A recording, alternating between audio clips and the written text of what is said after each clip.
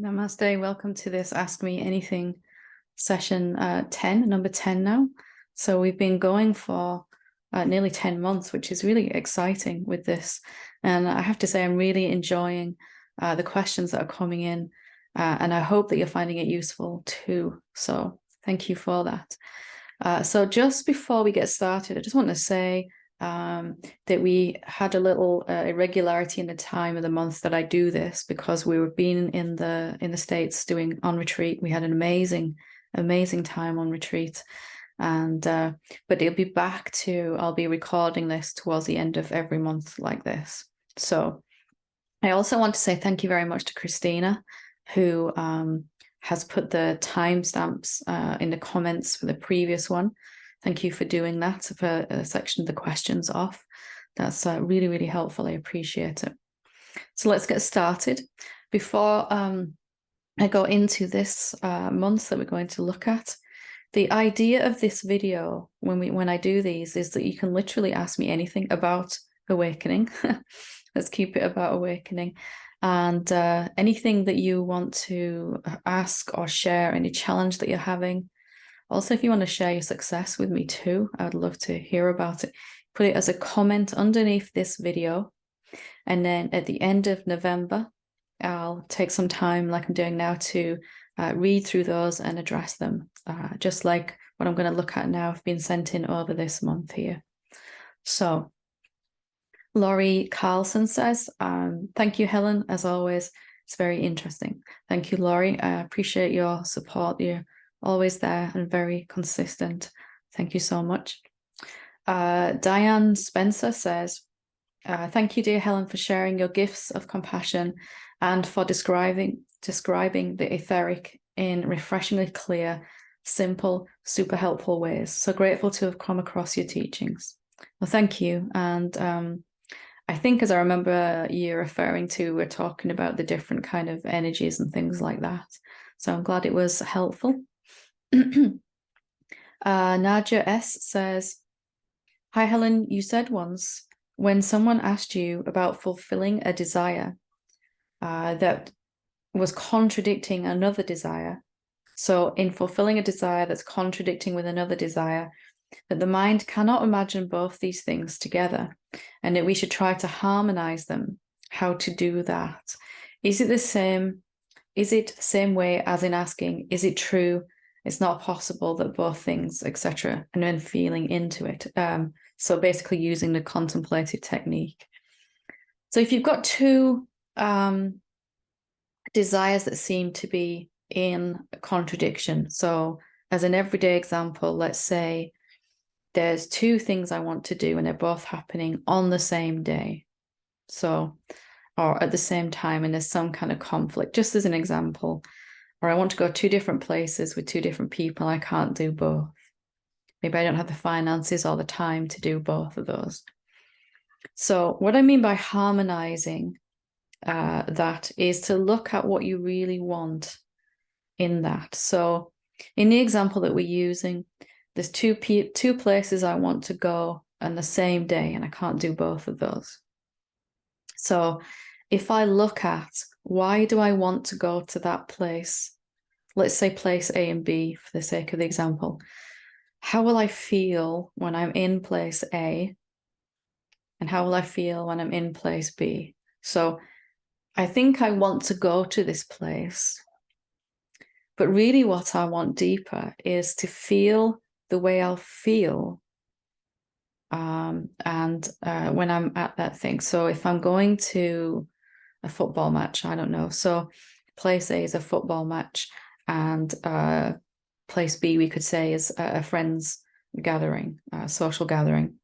So when I go to the football match, it's been years since I've done that, soccer, I guess, for those in the US, there's this upliftment I'd feel, again, just from my own history. There's a group energy that's very uplifting, very positive. If we won the game, of course, not I'm going to get a million questions now about which football team I support. If we didn't win, it was the opposite energy. But the thing that I really wanted to be there for was that energy, how I would feel. And that would be uplifted, excited, and there'd be some kind of feeling like that. And if I want to go to this friend's social gathering, maybe I might feel, if I could go there, I'd want to feel respected, liked, included, loved. I'd feel welcomed, all of those things. So we're looking at why we want to do what we want. Why is it that we want what we want? What's underneath that is perhaps more important than the actualities, the physical manifestation. So I don't really want to go to place A and B. If I trace it back, what I want is to feel the way I want to feel. So if I was in that position to harmonize them, I'd put those together. I want to feel uplifted. I want to feel excited. I want to feel loved. I want to feel included. So put all that together. That's what I really want. And when I put it in that form, then life is going to have a much easier time in an emotional form or a feeling rather than a physicality, what I want. Because I could go to the football match and we lose and I feel miserable. I could go to the social gathering and I don't feel included. I feel terrible. So what we really want is the feeling. And put that together in one thing and focus on that. And then life can give me all the ways that it wants to give me that feeling, give me events, people, places, football matches, whatever, that agree with the way that I want to feel. So that's what I mean by harmonize and bring them together like that. Trace it back up. Why do I want this thing? So if I want awakening, why do I want awakening? Well, I'm going to feel better when I have it or am it. I'm going to feel more peaceful. Okay, what you really want then is to feel peace. And that can come much quicker when you're clear about what you want. I want more than enough money in the bank. Why do you want that? Well, I want to be able to relax. I want to feel confident that I've got enough. I want to be able to enjoy spending some money rather than worrying. So those feelings are what we really want. So that's what I mean by harmonizing the desire, putting together the two groups of feelings into one. I want my life to make me feel this way, or to agree with how I'm already feeling. As we wake up to the truth clearer, we're going to begin to feel more peace and everything anyway. So you can do that contemplative thing. Is it true I can't have both? But it would be more direct to look at what you want to feel rather than... because if I said to you, okay, you can either go to this football match or you can feel uplifted and excited, which one would you choose? If you had to pick one, we'd probably go for the feeling. If I could sit here in my own front room feeling the way I want to feel, then it wouldn't be a disappointment if I couldn't go to one or the other of these things. Having said that, you're much more likely to be able to do... Life will rearrange itself somehow, that your friend's social gathering, party, whatever, will be rescheduled or something. Or the football match is delayed, a delayed kickoff, and somehow you get to go to both. I've seen it happen so many times in my own experience with other people as well. So have a play with that, and write back in, Naja, if you need more information as to how to actually apply that. So Linus Luminus says, I just can't find my way home to this peace anymore. It's like at some point there was too much suppressed energy unleashed at once. And since then, it's like a constant trying to integrate that. Sometimes I can just be here allowing God to do the work, so to speak. On these days, it feels as if the energy is releasing slowly, slowly. In that, hope arises. Some small joy bubbles up here and there. My senses open up again, and it feels like coming home. Unfortunately, it all ends up in the same place again and again, meaning something comes my way, some small trigger, internally or externally, and it all goes over my head again. From there on, I'm going through hell, and everything seems lost again. Anger, rage, overwhelm, panic, losing myself in my suffering stories, etc. This is going on for almost 10 years now, and my whole life is blocked because of that. Relationships, creativity, sexuality, I can't even enjoy food anymore on most days because my stomach feels so full of this blocked energy. I can't tell what it is exactly, but it feels as if it has something to do with sexual energy that was suppressed for most of my life, at least a big part of it. And when it finally started to release, it was just too much. I don't know if you could maybe say something about that or guide me on this rough patch of my journey. Thank you for being here and looking forward to seeing you in Satsang again. So, Linus, let me start by saying I remember totally this, as you're describing here, I remember, and it was a horrible place to be, and for 10 years, very long time. So let's see what we can do about getting this moving and shifting. So the first thing I want to say is, can you notice that you might be blaming yourself for feeling stuck? Is there a sense inside that you should know how to move beyond this, or that you should have figured it out by now, that it shouldn't be going on so long? Is there some kind of self-blame in there? And I really want you to look at that, because a belief like this is gonna really mess with your energy. The more that you've seen what you already are, the more this kind of self-blame is gonna really shut down the system and stop the energy from moving. So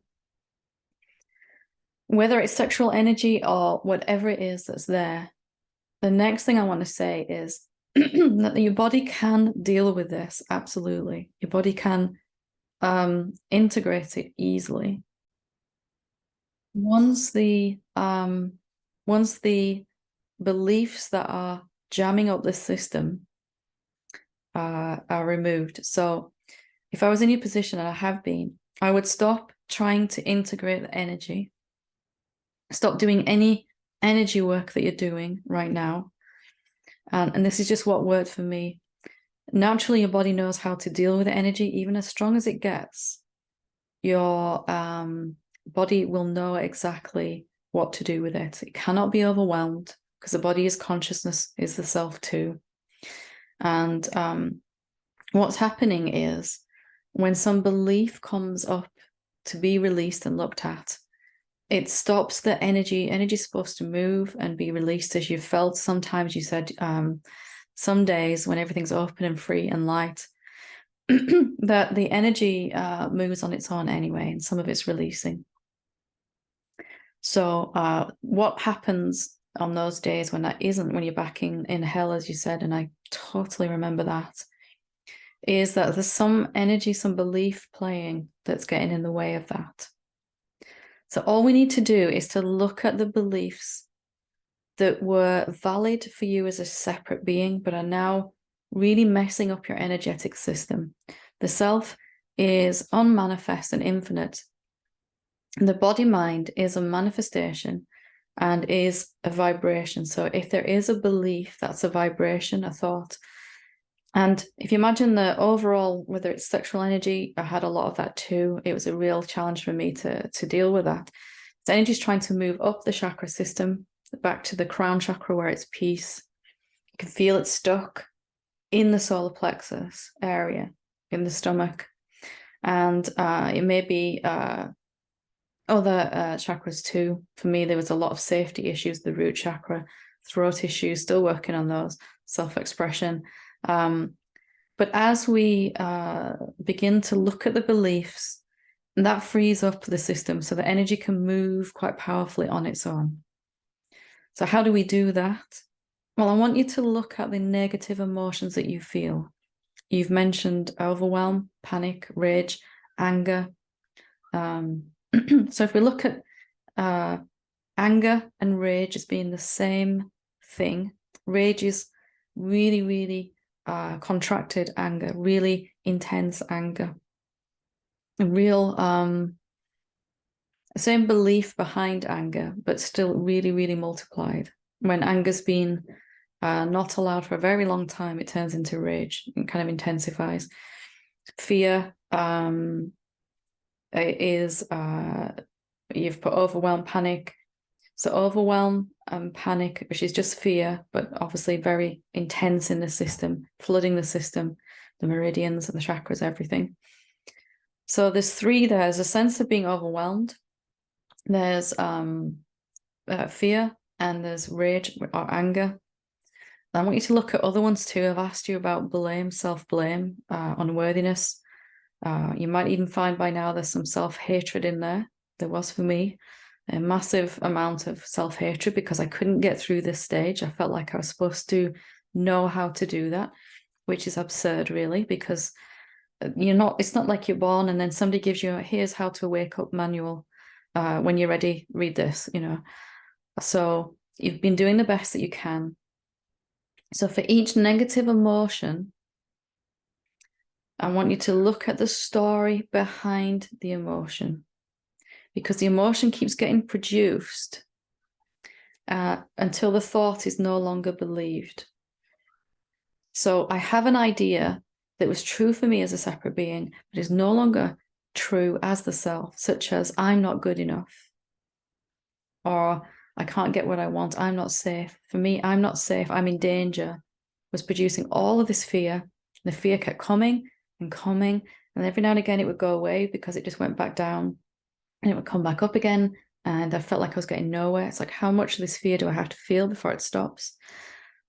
How angry can one person possibly be? Because I was extremely angry. Everything didn't go my way. My whole life was screwed up, like you've pointed to yourself. So looking at the idea behind there's the idea that we don't know, we believe, and then there's the emotion that comes from that, and then the life experience that keeps happening. So it's all in this chain. So as we examine the idea, the emotion stops being produced. As the emotion stops being produced, then the overall energy system of our body mind can reassert itself back into peace.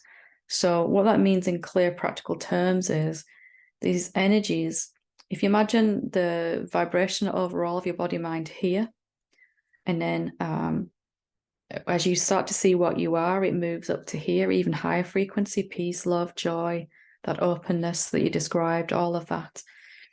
But at the bottom here is this fear energy, shame, perhaps self-hatred, anger, rage, and they're just, you can feel the opposing polarity. Some days I'm here, some days I'm here, and I'm never in between. I'm just ping pong like this, and it's a terrible place to be, and I need to tell you that.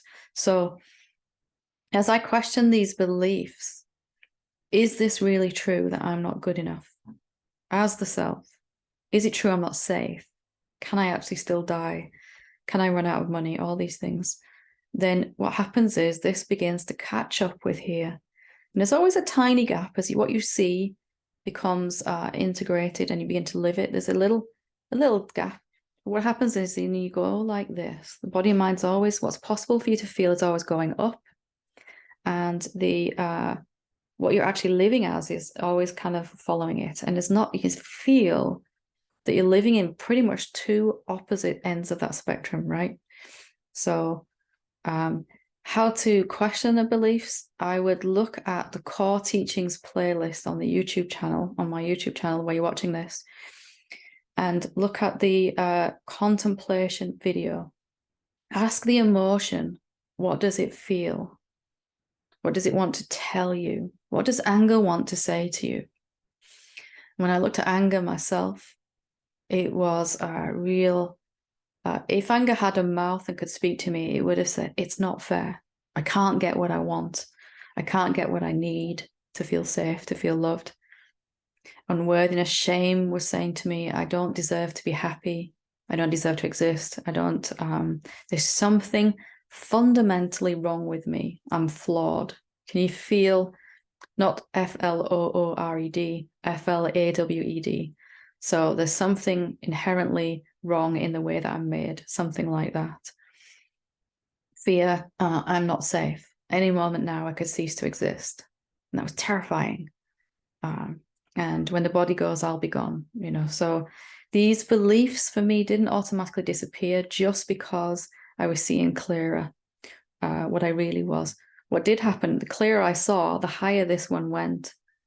And the worse my life was, because I was living between these two extremes. So I had to do this contemplative questioning in his live guided example that we did in Satsang, on the core teachings playlist, on the contemplation video, the antidote to believing something. And then this lower energy can release as you ask the question, is this true? You can't believe that thought at the same time. And the system begins to open up. Just even asking the question, you'll feel better. I've always assumed on some level of my being that there's something wrong with me.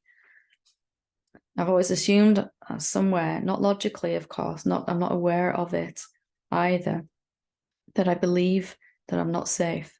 I only know because I'm feeling the emotion, and my life keeps showing me, you're not safe, you're in danger. So I would absolutely pick one. I'd maybe put them in order. I started with the biggest negative emotion first. For me, that was fear. It was just everywhere in my life. Close second place, silver medal, was anger. I was angry at everyone, everything, most of all at myself. And very close in third, in bronze, was unworthiness, shame, because I should have been able to find my way through this. And I had to really look at that. Shoulds and shouldn'ts are always, in our thinking, evidence of how we feel. So really, my heart goes out to you because I remember this and it's awful. So have a look at what I've said. Start with one emotion first, whether it's fear. What does that panic say? What does it say to you? It starts with an I statement. It's how the ego feels about itself. I'm not safe. Because any minute now, the body can end, or the great big infinite self will come back and see that I'm not good enough and it will annihilate me, or something like that, some belief. Again, it's not conscious, but our body is there to tell us we're still believing it. Your body is a believer meter. So you can see that the way that we're feeling emotionally is showing us what thoughts we have still yet to question. I had to do this exactly the same as you. There's nothing wrong with you or anyone else that's watching that's in this position because this is going on for you. Nobody tells you how to do this stuff because most people don't know, do they? They don't know. This thought seems really true as a separate being, but not at all true as the infinite self. And whether you feel that you've realized the truth or not about yourself, to whatever extent that's happened, it's happened enough to make these beliefs really problematic, to open this gap, and that's why we get stuck in this phase. So I'm absolutely here. Apply what I said the best you can, right back in if you want. You can also ask a question in Satsang. You can send in questions to ask anonymously too, if you need help faster than me answering it again next month. But get started with it. Pen and paper. What does fear want to say? And then stay with that question until the fear's gone. Ask it every time. Is it really true I'm not safe? Every time, no matter what mind says, mind will give you lots of answers. There'll be emotional answers. You want the experiential answer to that question. When my body relaxes and there's no more fear and my experiences are changing, when I'm around people that support me and love me, then am I living the experiential answer to that question? Is it really true I'm not safe? Or whatever question you've put. Again, there's plenty of videos that we've done with guided contemplation in there. We did one in the 2 satsangs ago. It's called, Is It True I Can't Trust Myself? Another live guided example I did with a lady who had this belief that she couldn't trust herself from the idea that there was something wrong with her. So get back to me. I'd love to hear how you're going with that. Jalaja says, hi, Helen. I'm not a Christian, but I do have a deep love of Jesus. I've always been disturbed by the fact that when he was dying on the cross, he cried out, God, why hast thou forsaken me? Can you shed any light on this? Thank you so much. So, yeah, with this, I think that there is, for me, I've looked at this myself, I had a deep affinity, I still do, with Christ. Even though Christ isn't outside of me, I could say Christ is another name for me, same as you, everyone who's watching this. Everyone that ever exists. I was always very puzzled by this, and I sat with this for quite some time. Why this moment? And why this kind of statement? Why have you forsaken me? Why have you forgotten about me? Perhaps at that point where I need you most, why have you forsaken me? So right as he was dying, as you said, he's making this statement. And what came up for me is just my interpretation of it. So if you don't feel it resonates, it's absolutely okay. To me, one of the amazingly brilliant things that Christ exemplified was obviously his awakened state, his miracles and everything. But most of all, his humanity always still there. So he showed some negative emotions. Things didn't always go the way he wanted them to. And this is a case in point here. He finds himself being crucified, and perhaps one of the most painful ways to die. And he has this moment. To me, this is a moment when he's really tested, not by some great God figure, but just the circumstances that his body are experiencing. And we might not have been through this particular position, of course, but we might find ourselves being tested. We might have intense pain in our body, might find ourselves very unwell, some real strong emotion coming up in our body. To me, this is an example here of his life was his teaching. And his teaching here was everyone doubts at some point. Everyone has a moment where they doubt everything that they've seen, where they doubt what they know. Doubts are human. Doubts are part of the process. And here in this worst moment for him, he's having a doubt. He's having a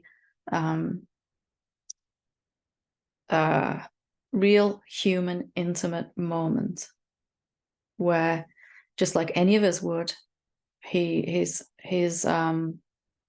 faith in what's happening is being called into question, and he lets us experience that with him as he's going through this.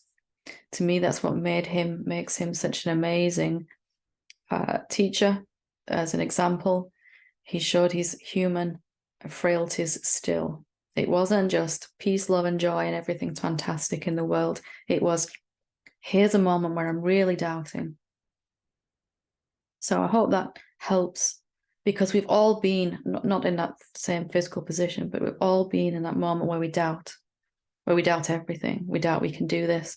We doubt that there's any point in doing this or even trying to. We doubt that there's even an awakened state to realize sometimes. I know I did.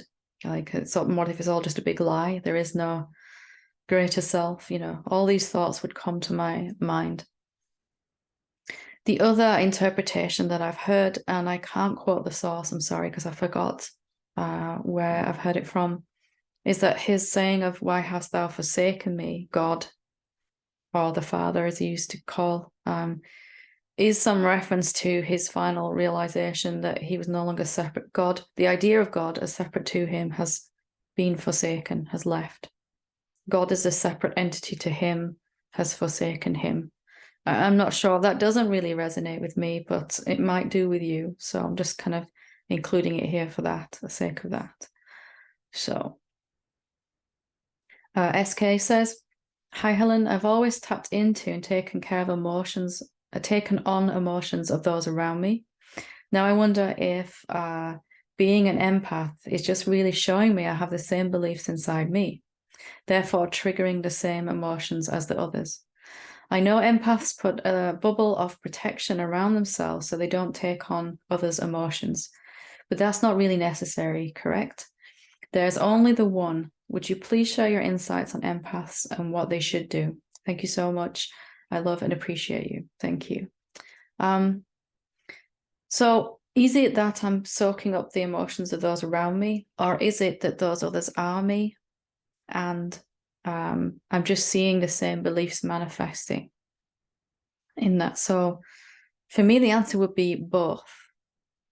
So if I'm in a lower state energetically, my mind and body, I'm going to be susceptible to the energies that are around me much, much more. I might pick those up more. But also, as you said, if you take the separate beings out of that question, there's only one being experiencing itself in all of these bodies. In all of these bodies, it has the same ideas about itself. I'm not good enough. I'm not safe. All of that. So it's feeling the same emotions in each body-mind vehicle. And some body-mind vehicles might be more aware of the energies that are around them. Just the way that they're made, the way that the vibrations are moving, and we might call that being empathic. It might be more susceptible and open to energy. So yes, when I absolutely know there is no other, there's only me, I am everywhere, infinite, formless, I might still feel these energies, but they don't make me suffer because there's no separate being to pick them up. There's just kind of vibrations of energy moving through the empty space of consciousness. And in that, it doesn't really matter which body mind is feeling that particular emotion. I mean, it does when we're suffering from it, of course. We want to change how we feel. But if I realize I'm not separate, as you're pointing to here, then any energies that my body does take on, I won't suffer from.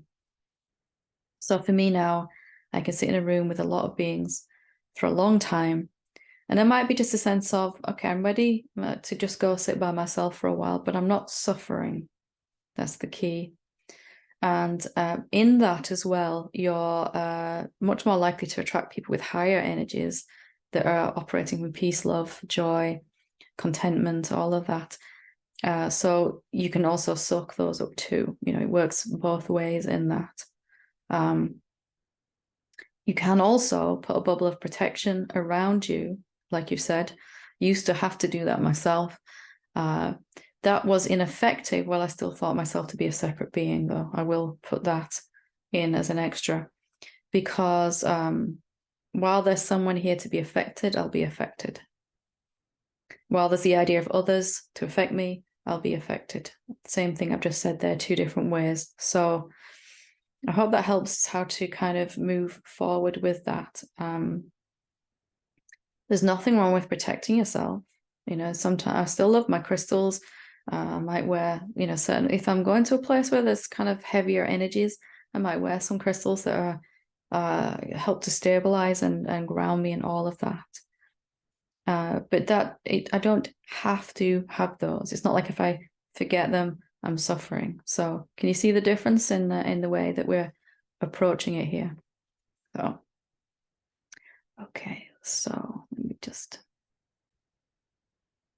So Sessions has sent in a link, and I just read that link, paused it, read the link, and thank you. It's beautiful what you've written.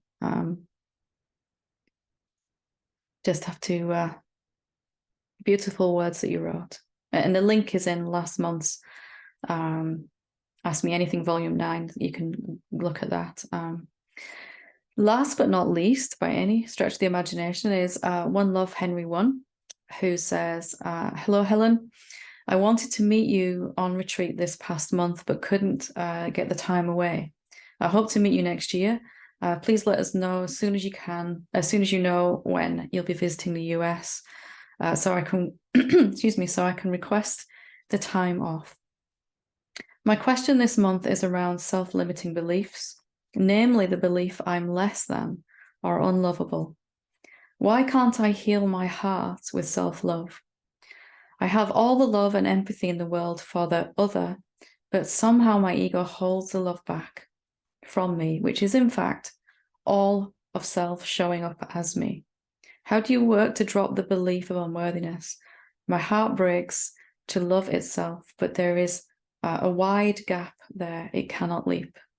So I want to say first thing, yep, you would have loved retreat. We had an amazing time. we have just confirmed the same venue again for next year. It's not open for booking yet because we need to sort out certain details. But the dates that we're looking at are the 17th to the 22nd of July, inclusive, in the same, in Virginia, Gore. It's beautiful, beautiful land celebration retreat center. Absolutely stunning. The energy there is just off the charts. So there you go. Can't get faster than that. We've just literally confirmed that this week. It's not on the website yet or anything because we need to arrange everything first. But if you want to be there, that's the dates, and I'd advise you to book it as soon as it goes live, because pretty much everyone that was there last time wants to rebook, and we were. So there's only going to be a few places left once that happens. So just a heads up there. I'm looking forward to meeting you, and come and let me know who you are when you get there, because obviously I only know your YouTube name here. So the second thing, it's not your heart that's the problem here. Your heart intuitively knows how to love you. And I know what you mean when you say that. And I totally understand being able to love everyone else except yourself. That was the hardest thing for me to do, to love myself. And that's why I particularly like with the other question, my heart does go out to you. So what has to happen is a shift in how you look at yourself to begin to love yourself. So when we're looking through the mind compares two things. The mind is always comparing where it thinks you are now in your awakening, in your marriage, in your career, in your relationship with your siblings, with your children, whatever's going on, right?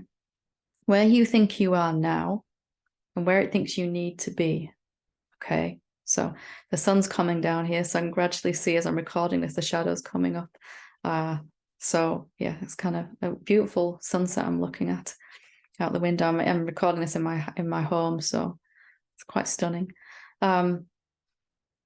So when we look at it through the mind, it's impossible to love ourselves. Impossible, because where I think I am, looking at my life as it is and my awakening as such, where I think I need to be, its mind has this idea that it'll be able to close this gap and get to this point. Some point in the future, I'll arrive here. But mind can't see clearly where you're at right now at all. It can only think about where it thinks you're at. So it looks at the fact that there's negative experiences, negative emotions, thoughts still playing, and concludes that you're not where you need to be, reaffirms this starting position, and then tries to move through its thought process to the end position. But if this one isn't right, if it's a fictional place, how can you ever arrive here? So to begin to move out of that, we have to recognize that mind cannot see clearly where you are. We have to start from the premise that we are already the self, already the noumenon, already the pure awareness, the consciousness, the being, the presence, and stand in that no matter what, as much as you can, as if you'd pitched a tent on the top of a hillside and there was a storm coming.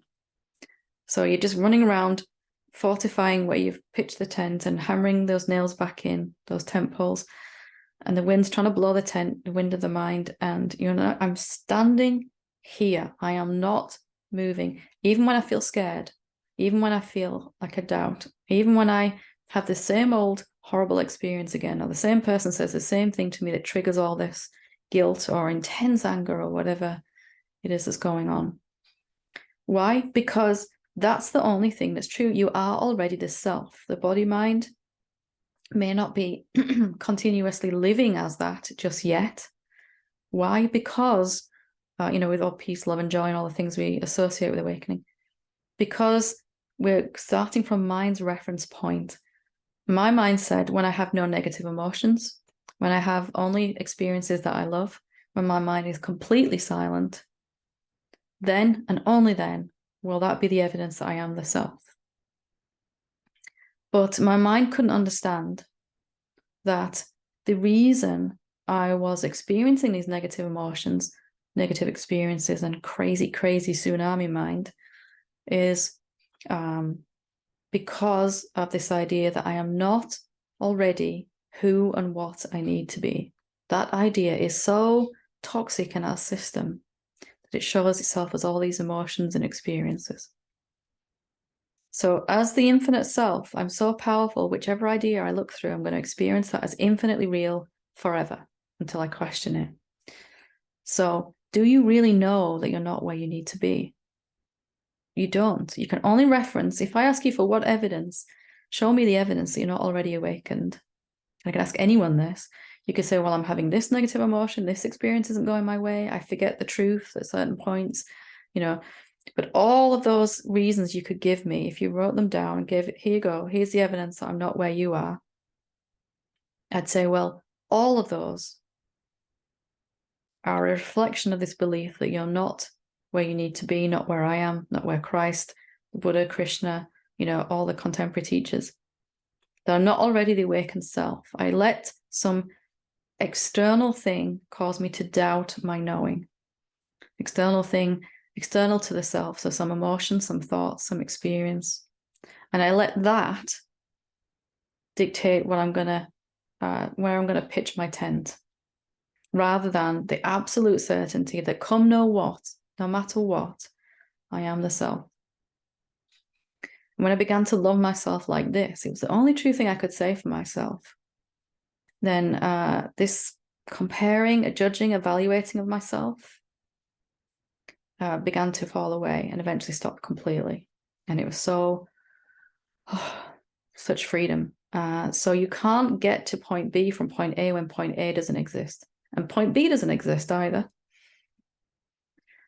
All there is now, what you are now. The infinite reality showing up as fear. The infinite reality showing up as this angry person that keeps having a go at me at work. The infinite reality, the formless awareness, showing up as not enough money. Showing up as again and again. You could list all the ways, and there'll be all the same things you would write on that list of paper to give me all the evidence. You're the formless reality showing up as that, shaped by the idea that you're not where you need to be. This idea is the mold, the cookie stamper through which the dough has to go. There's no way to experience it the way you want to while this idea is in place. So question that as if your life depended on it. If I were you, how do I really know I'm not where I need to be? And then this comparison stops. The two-ness of duality stops. There's just me as I'm showing up right now. And that may be as fear. That may be as confusion. That may be as clarity, peace, bliss, shame, apathy, lack, abundance. I could go on, and I could go on forever with that sentence, couldn't I? In all the ways that you can show up as a planet, as a tree, as a house, as a car, as a cat, as an aardvark, as fear, every which way, every manifestation you could think of. I'm showing up this way. This is how I'm showing up right now. In the end, that's all you can say. And when you don't put labels on those things, fear is a label. All of that. This is what love is, wanting to actually see rather than do this comparison. Wanting to stand in the truth of your being and not letting anything external change your mind. Of course, you're going to start to listen to some fear and then decide that you're not where you need to be. But nope, I don't want to do that for any second longer than I need to. And I started to do this. I am the self already. I could never not be. When my finances were totally screwed up, I was really in debt, no money coming in. Or my relationships were all over the place. I was angry. I was scared. I was unworthy. I hated myself. And still, I came to the conclusion that wasn't, I had to realize that those were reflections of this idea that I'm not already awakened, not already the self. You can be the self already because you always have been, but not be allowing that to be experienced in the body and mind as peace, joy, love, and then in the outer world as abundance of all the things I need. and the experiences I want to have. So that for me was the real key to love, self-love. To stop using the mind, no blame of the mind. It's just it works by comparing two things, and that doesn't work because there's only one thing here. There's just you. And whatever way you're showing up in this body mind, you might be showing up as peace or whatever this one's feeling right now. As you're listening to this, watching this, whatever your body mind's feeling right now, you're also showing up as everyone else that will ever watch this. Everyone else that ever exists will exist. Everything else.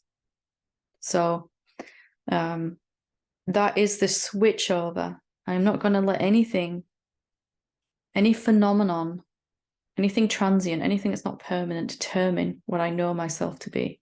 I'm going to start referencing thoughts, emotions, and experiences to tell me how I'm doing. That's love right there. I am that. And every awakened being has had to flip this over. I'm going to stand in my truth first, and then my experiences, my thoughts, and my emotions will begin to correspond to that. It's never going to work the other way around. We keep trying and we fail. Of course, we have to fail because we're using a mechanism in duality. And then we begin to blame ourselves, maybe even hate ourselves by the time we're finished doing that. So I hope that helps. And it is only as simple as each moment choosing not to go with ideas about where you think you are and who you think you are, to instead want to discover what you actually are. Right now, I'm showing up as fear or impatience, or I'm showing up as irritation. This body, irritation, some thoughts. I'm showing up as all of those in this moment.